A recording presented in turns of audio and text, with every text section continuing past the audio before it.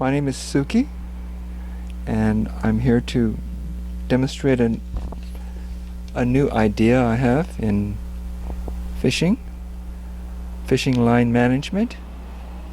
If any of you were familiar with the Carolina Keeper, which I've been using for a few years, you know that it's sometimes difficult to use, sometimes difficult to find when you drop them, and they're very expensive to me. So I developed my own version of the Carolina Keeper. I named this product Squeez-it. The reason I named it Squeeze-it is because to make it work, you have to squeeze it. So the name fits. I just want to give thanks to Fear No Trout, aka Corey Shiozaki, for helping me with this project of mine. Me and Corey, we go back many years, more than 50, so we know each other pretty well. We'll get into that later, maybe. Okay. The first thing I wanted to do is talk about the materials. Okay. I'm sorry. I'm a little nervous, so bear with me.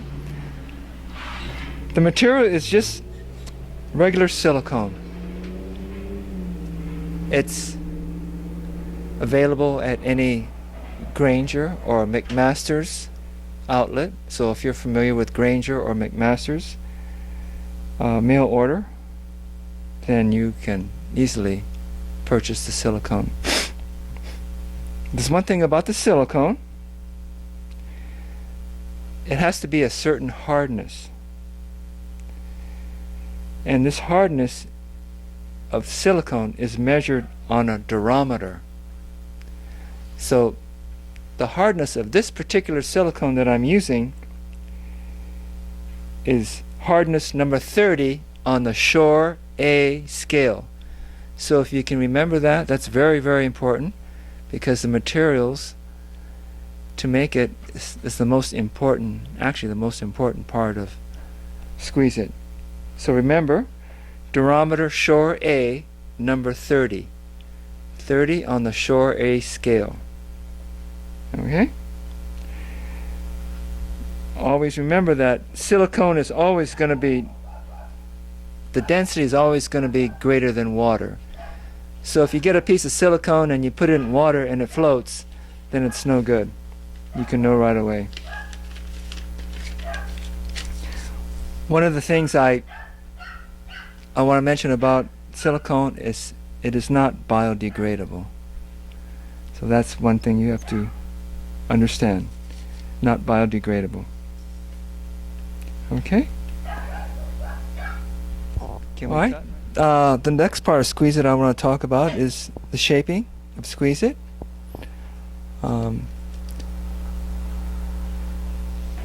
After we get our raw material in this form, we're going to take a knife, just a regular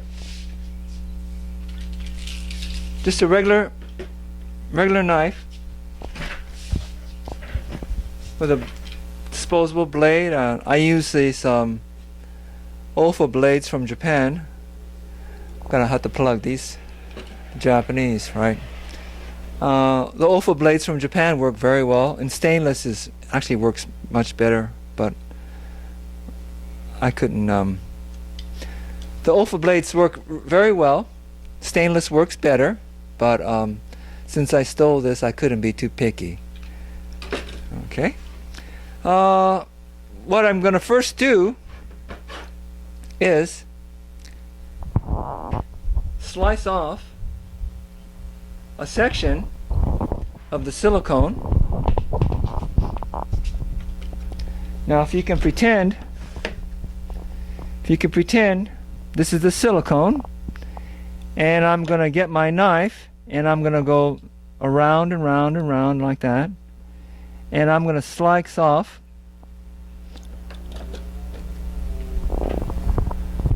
a wafer.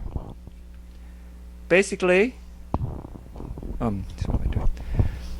basically this wafer is about close to a ½ inch thick, probably about 3/8, almost ½ inch thick, but it's just a wafer sliced right off using a knife. So I get the knife.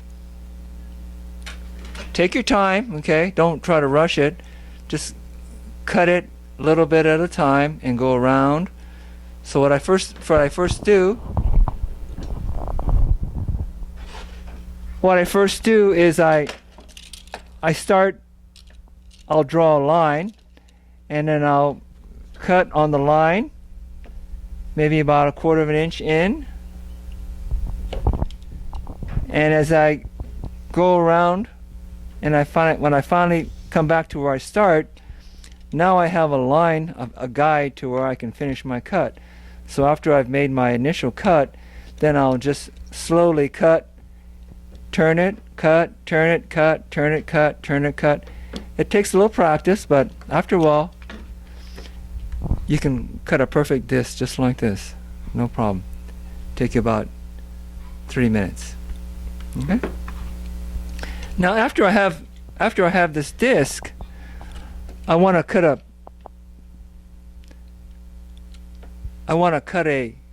to make this into cubes.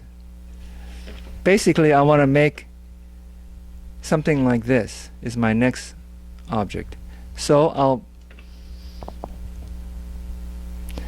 just pretend this is the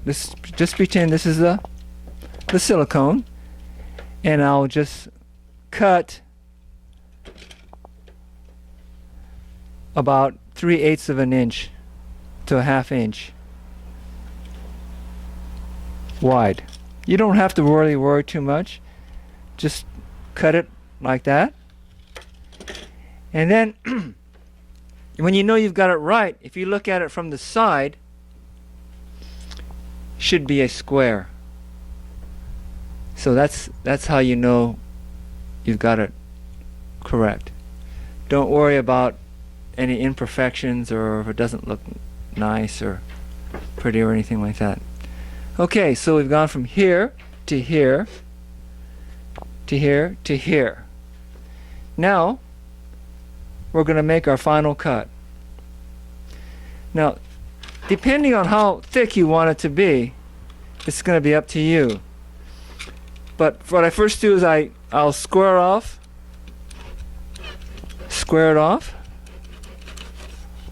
make it nice and flat. Actually, I really didn't have to, but I want to make it look good, you know. We're on camera. And how thick do you want it? I can make a thin one, I can make a medium-sized one, or I can make a thick one. I'll just make my regular size, the ones I always use. So I'll get my knife, cut it like this.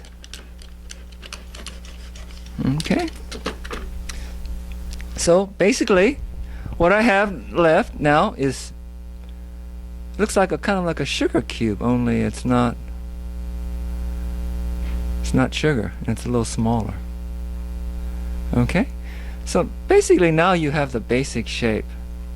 Okay?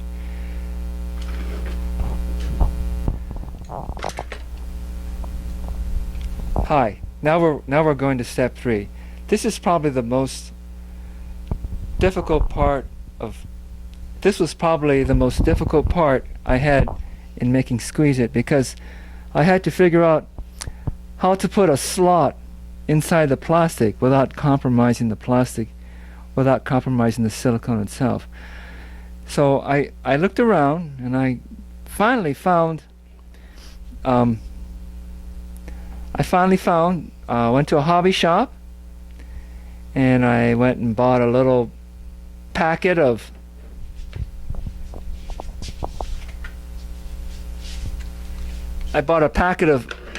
blades like this at the 99-cent store for 99 cents, and it gave me all these blades and all these knives for 99 cents, so it was a good deal. But actually I only need one of the blades. All these blades I'm not using, but I just needed one blade.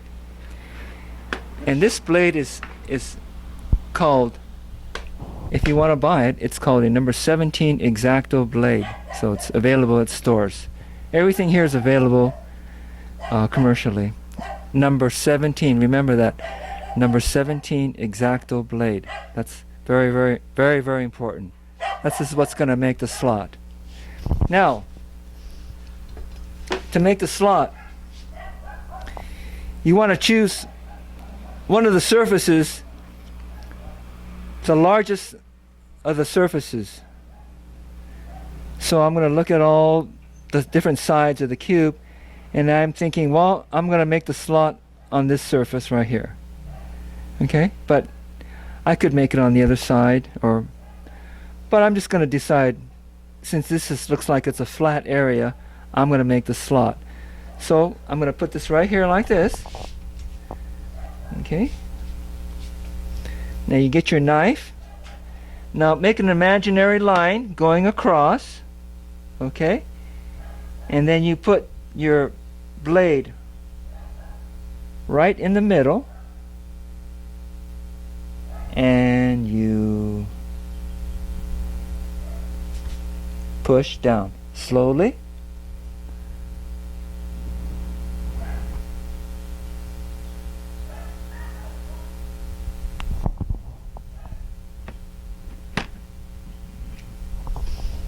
As you can see, the blade is, when you push down, push it down on, get a soft piece of wood so you don't dull your blade.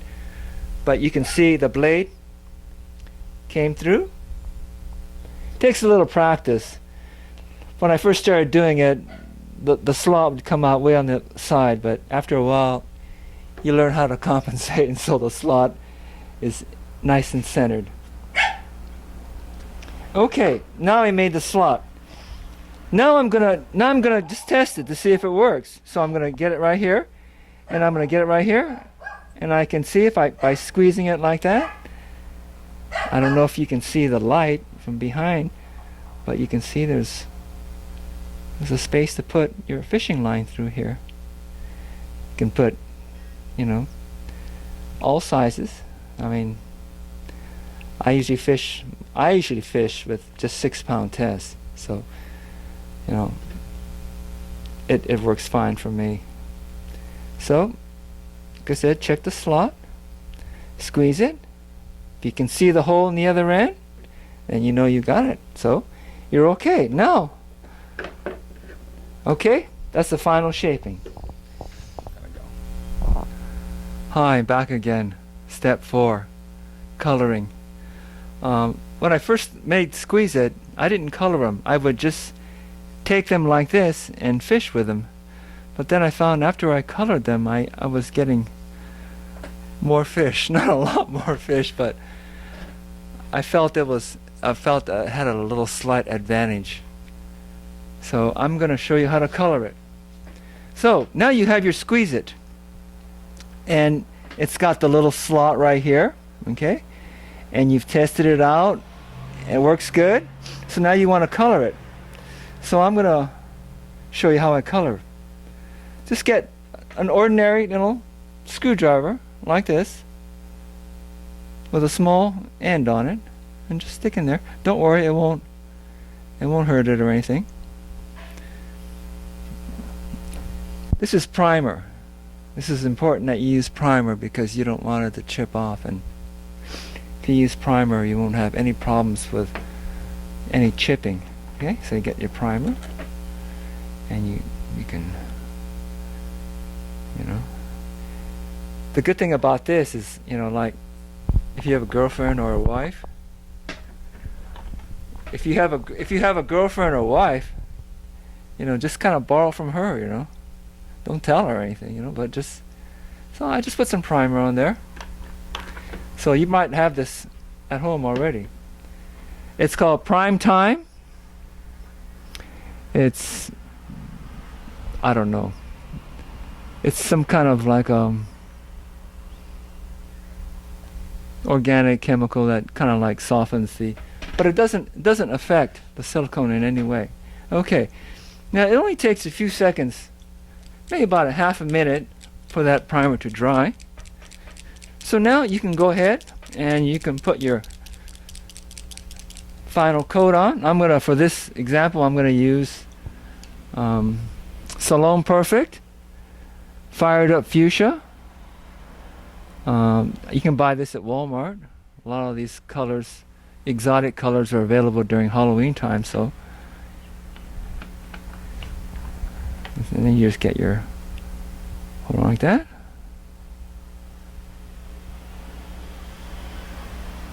Good. 1, 2.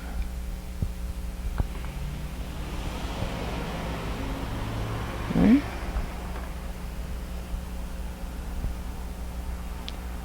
Okay, so just put some nail polish. Dries real fast, so you gotta work. You don't. Okay, so I put some on, and then if I want to make it real smooth, I'll just turn it like that and I blow on it. I don't want to show my face though, so we'll forget about that. But as you can see, it's got like a little coat of nail polish on it, right? And now when as it's drying, you might want to dip it in some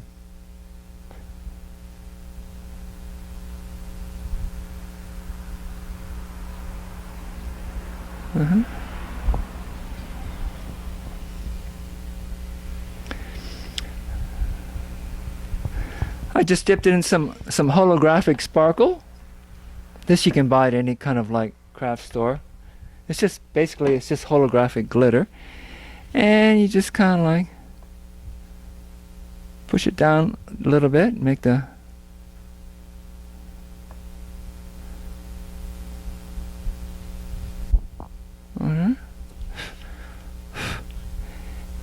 and after about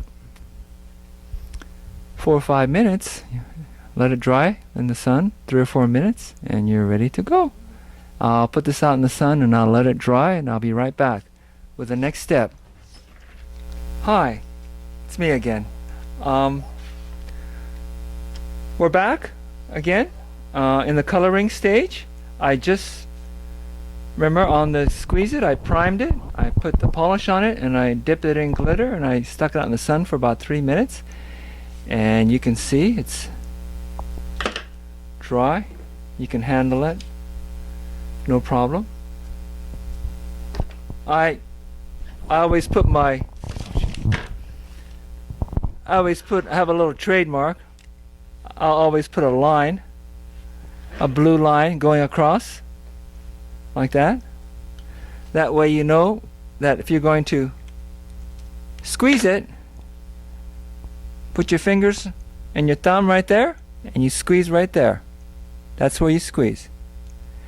And so in a few minutes you can see I've made a simple Squeeze-it, just with a fuchsia and glitter, and the color combinations they're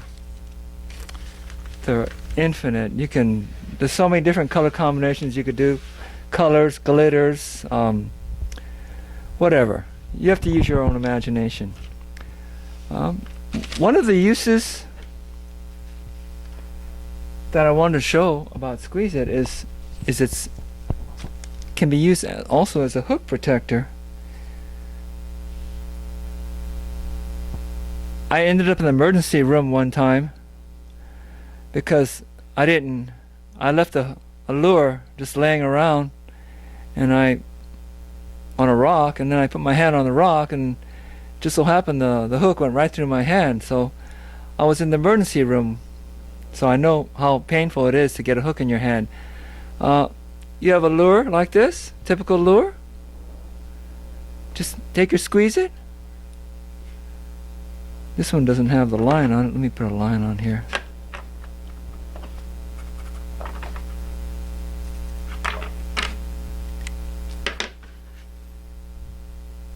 Squeeze it like that. Put your hook in there, like that. There. It's not going to come off. The barb will keep it on from coming off. And even if you do poke yourself, even if you should do something stupid and push your thumb up against here, you might get poked, but at least the barb's not going to go in your finger. So this is actually, I think, the best idea of Squeeze-it of all of my ideas. I think this is the best one. As a hook protector, use it and you won't end up in the ER like I did. Squeeze-it also works good on wire. So if you like to fish with wire,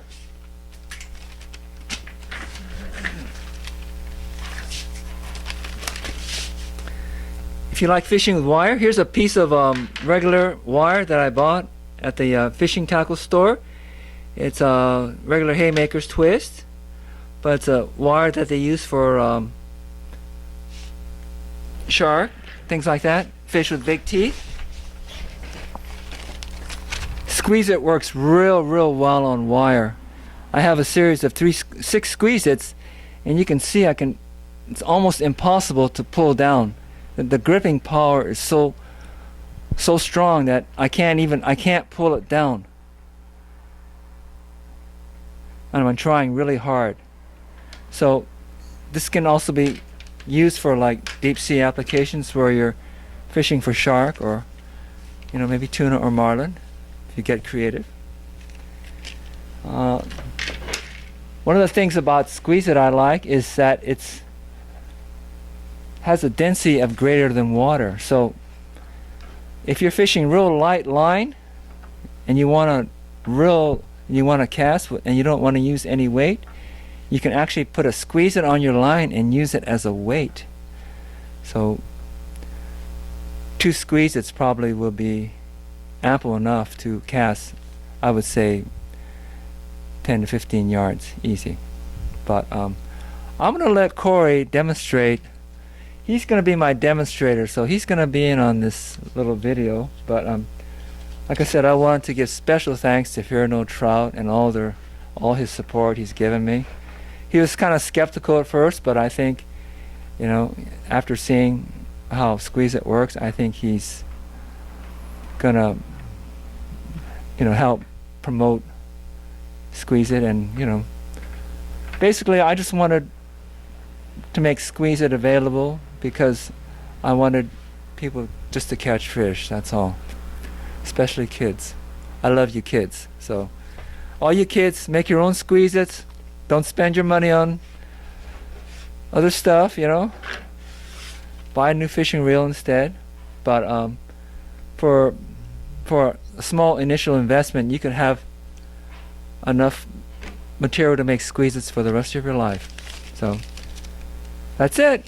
Good luck. And if you have any questions, you can contact Fear No Trout. I think he's got a website, fearnotrout.com. Huh? Fear No Trout at earthlink.net. Fear No Trout at earthlink.net. You got that? Fear No Trout at earthlink.net. If you have any questions about this, contact Corey because I've decided to stay kind of like under the radar on this project. So thank you very much, and I wish you guys good luck and good fishing.